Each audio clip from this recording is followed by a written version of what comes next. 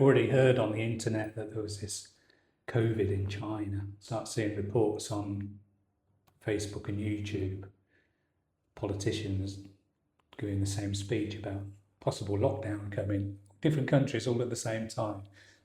And then I started seeing police checkpoints popping up in Argentina. So take off into the centre where there is nobody and be okay, camp there for a few weeks and then carry on the journey. I managed on the first few villages to swerve the police checkpoints going around tracks and things, see a police car with the flashing lights coming down the road, take a turn and behind them, and then ended up camping on the edge of a small village, and the police came around and said, can't go anywhere, you have to stay here for 2 weeks. There was only me in there, municipal campsite, nobody else, office locked, so no problem. There was a store across the way. I happily stayed there for 2 weeks. But a few days later, they came at 10:30 at night. I was already asleep in my bag, sleeping bag. So you need to move. We're sending everyone into quarantine in the city, which I couldn't really work out in my head. Like, city is where most of the people are. What's wrong with where I am now? Like literally in a village in the middle of I guess more isolated. So they kindly put their headlamps on my tent. While I packed up everything in the dark, packed the bike up. Right. And by 1 a.m, we were in the police station filling in the forms and things. Yeah, I remember this is leading up to something that I would have forgotten. Anyway, filled in the forms. They said, right, we have to go to Rausen, the capital of Chubut province. Left my bike in their police station. They took me to, it was going to be a quarantine hotel. Really weird, got in this police car. 2 coppers in the front and both armed, Third copper gets in the back. What's going on? What's going on then? Right, okay. So you go on to the main route. I knew the route already from Rouse, and it's the same one I took to Dolavon. There is chatting in Spanish. I still can't speak Spanish very well. They're chatting away. And then all of a sudden, off this main road, which is, I know, like Rausen is straight down there, take a right down this farm track, like dust billowing out the back sort of thing. Well, what's going on, The lockdown, COVID, national emergency, getting rid of foreigners, So am I going to be like on my knees on the side of a ditch or something? Right.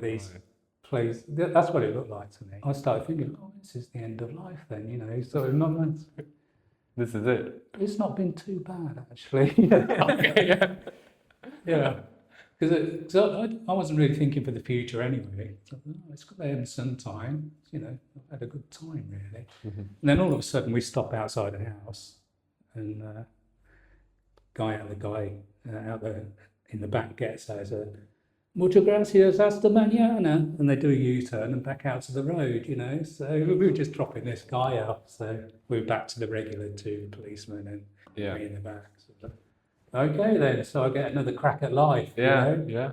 And all we've done in reality is go down, turn around, and then back. But in my mind, like, I've ended one life and then started another, just on that road. Yeah. Now it's all in the imagination because I couldn't really fathom what else could be going on with these 3 policemen going down this dark farm somewhere. Right.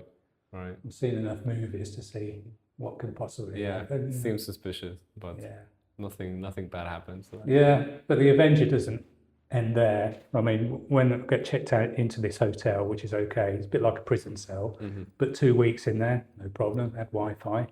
The next day, I said, we've got to move here, we're getting rid of all the foreigners into a different province. So everybody just push you to the next checkpoint or whatever. Yeah. So they reunited me with my bike at Route 3, the main route, the Atlantic route up. So I decided I'd stay at this gas station, put a call on Facebook because I had Wi-Fi there.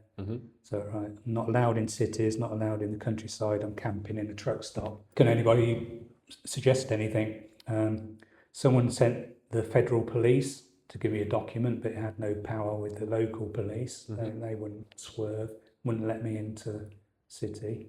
So they cleared off, but at least I had a document to show the patrols that come round, Slept in the back of the gas station, didn't need the tent because it was a clear night, just put my mat out, I thought, well, Oh yeah, you didn't have your tent at that point, or you still had it? yeah, it was on the back of the bike. Okay, I had okay, you still yeah. everything together, Uh-huh. but it was back of a truck stop. It's okay. Didn't need any shelter. Right. Yeah, next day I thought, give it till lunchtime. If I've not heard anything, I'll just carry on, And just before lunch, Guy on a Honda chopper came out, follow me, and went down to a little small hole on the outskirts of Puerto Madryn. He said, you could stay here for as long as you need to. Had no electricity, Wi-Fi or anything. Had water that was filled up every month, in his tank. But he had a generator, and I had a phone which had good battery life. What I'd do, I'd run the generator for half hour a day, charge the laptop, use the laptop to charge the phone, and that'd be okay for 2 days. So I'd keep cycling that. And sometimes the guy would bring me fuel and food, but they were saying after a few weeks it's getting a little bit dodgy crossing the police checkpoint because they see the same people coming across to and fro. So you need to come into the city. So a guy I'd met once before, he just visited. He was a reporter, actually. Packed things in the boot of his car. I laid down on the back seat. He put his reporter sign, waved at the police checkpoint as he went through, and I was smuggled into Puerto Madryn. So I spent the next 3 months in family's garage, which was... It sounds awful, garage, but it was converted into a studio. So used a couple of pallets as a bed, and there's a mattress and things. Really comfortable in that. So. Well, yeah, and I guess they have electricity and Wi-Fi and all that. Yeah. So, I just had to stay quiet so the neighbours didn't know I was in there. So crazy. Oh my God. Keep out of sight. Where was your bike? Like, where was it left? At that time, I left it in the guy's small holding with the generator. Oh, okay, yeah. He just put a cover over it. We could see diggers piling earth mounds up on the main routes into Puerto Madryn. So it doesn't look like 2 weeks to me. I was expecting 3 months with his family in the centre of Puerto Madryn. Ended up staying 20 months. My concern was, what would the state of these police checkpoints be around Argentina and the rest of South America from now on? Which documents do you need? So I was a bit nervous about leaving. It's like the old comfort trap, I'm okay here, I've got a good life. Do I risk it by travelling again and get sent back to the UK or something? I don't know. Yeah. So it was like another figment of the imagination again. Because in reality, it was no worse than before. It was probably even better. There's hardly got stopped at all on that next year travelling through Argentina. Because I was already 2 years overdue on my passport. Yeah. Travelling, so I had expired documents. Spent another year getting up to Bolivia, no problems. I got stopped a couple of times, but they just looked at the passport, ownership card for the bike, and just waved on. And then from Bolivia you came to Paraguay, or? Yeah. So eventually, 3 years in Argentina, it was a problem at the Bolivian border. So they complained I'd been 3 years in Argentina. I said, you told me to stay here. So I stayed here, and now because I obeyed you, you're penalising me. So they confiscated my motorcycle. They said, you need to go back to the other town. We'll keep your bike. You need to see a lawyer at the customs office. They'll tell you how much you need to pay, what the terms are. Yeah. I took all the bags off, so I sat at this border post with 2 big bags and big hold all tent and things. Too much to carry, so was sort of sat there. I might spend the night here. There's a security guard looking at me. He said, "You need help, eh? Let's get you a taxi. We get you back to the town. Here's a number of someone I know." So Uber back to the town was only like $10 for 50 kilometres or something. So I got all my bags and things there. Stayed in a hostel for a couple of weeks, sitting on the bed thinking, bike's already at 98,000 kilometres, so do I let it go or do I buy it back, And I decided I liked the life I had, so I thought I'll go and I'll pay the ransom. So it's $500 which was probably the current market value of the bike at the time. A way to get another 2,000 kilometres out of it, that's good enough. but it's still going. It's still going. You know? Yeah. That was 2 years ago. You know. So you bought your, I guess, life back for $500. The life you had. That's right. It wasn't just the bike; it was like the lifestyle. The life, yeah. Loaded the bags back on it at the border point, and then carried on into Bolivia. That coincided with the time that I'd met an English guy in Paraguay the first time round on the way down. He was revisiting Asuncion. And he said, you coming into Asuncion? I'll be there October. I was going to go north. I said, yeah, okay, I'll turn east and I'll meet you there. So I turned from Sucre down the mountains across the Chaco into Asuncion and see a lot of immigrants coming in, a lot of gringos, backpackers, digital nomads that I didn't really see the 5 years before. Right. And there was a lot of social activity going on. So I spent some time here. So I spent some time with the guy that arranged to meet anyway. Moved out of the hostel after a few months into, you call it a little annex in the back of a house of a couple of South Africans, and spent a year there. We had a really good time. And been here ever since, pretty much. So in my mind, I'm still traveling, but in reality, the last 2 years, I've not gone anywhere. And part of that is because of the residency application. Right. So now you're getting the residency here. Yeah. Right. Yeah, I'm due to apply for permanent. And then when that application is in, and I guess when it's granted, or if it's granted, I can feel free again and then take off, because I don't have to be here. And I think it's like once every 3 years you need to. So I could go up to Colombia or something and then come back down, you know, spend time, carry on with the life I got used to before COVID, really. COVID ruined a lot of things.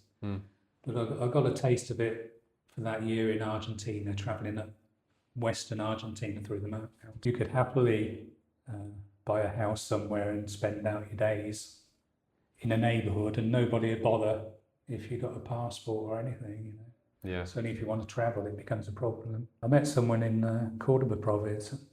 She'd bought a house for 15 years, well, built her own house and lived there for 15 years. Every time she wanted to go to the UK, she'd pay the 90-day expiry fine and then come back, get a new stamp and do the same all over again, stay for another few years, you know. You get a bit of a frown and complained at, but that's as far as it went. You know? Yeah. Cheaper than getting residency. What did that lifestyle, this very, well, not uncomfortable, because I guess you get used to it after a while, but like this very altered lifestyle of traveling nonstop, like teach you about life that your previous life didn't or couldn't have taught you when you were in the UK? First thing that comes to mind is the world is a lot safer than people lead you to believe. You know, I've had more dangerous situations back in the UK in a regular town than I have anywhere on the trails in South America, you know, including Bolivia, Colombia, anywhere. People have been really friendly and open, more so than in the West. You know, it's a big eye-opener, you know. Because I'd, years before, I'd planned a little trip somewhere in Europe, and then you can overplan things and read websites, and then there'd be a list of dangers to protect yourself against, and it ends up putting you off going anywhere and being overly cautious. You know? I've learned not to plan at all, because none of my plans in the last 64 years have ever worked out, you know. And just giving it up to whatever powers out there or chance or whatever has done a lot better for me than me planning for me, you know. So I'm better off as the passenger than the driver in my own life. And I get to enjoy the scenery along the way, you know. So, yeah, it's learning to trust it, really. Yeah. Yeah. So I don't have a plan. Don't need much money to live on. Things come along when it's needed, so I don't need to worry, you know. So if I've not had anything sort of really untoward in the last 8 years, then it's not going to be a problem in the future, I don't think. COVID was a big one, but, you know, things came together to rescue me, help me out, so didn't even have to worry about that, you know. Yeah, I don't often talk about it, and talk about it sort of moved me a bit. It's brought a little bit of tears coming up, you know, with the memories and stuff, you know.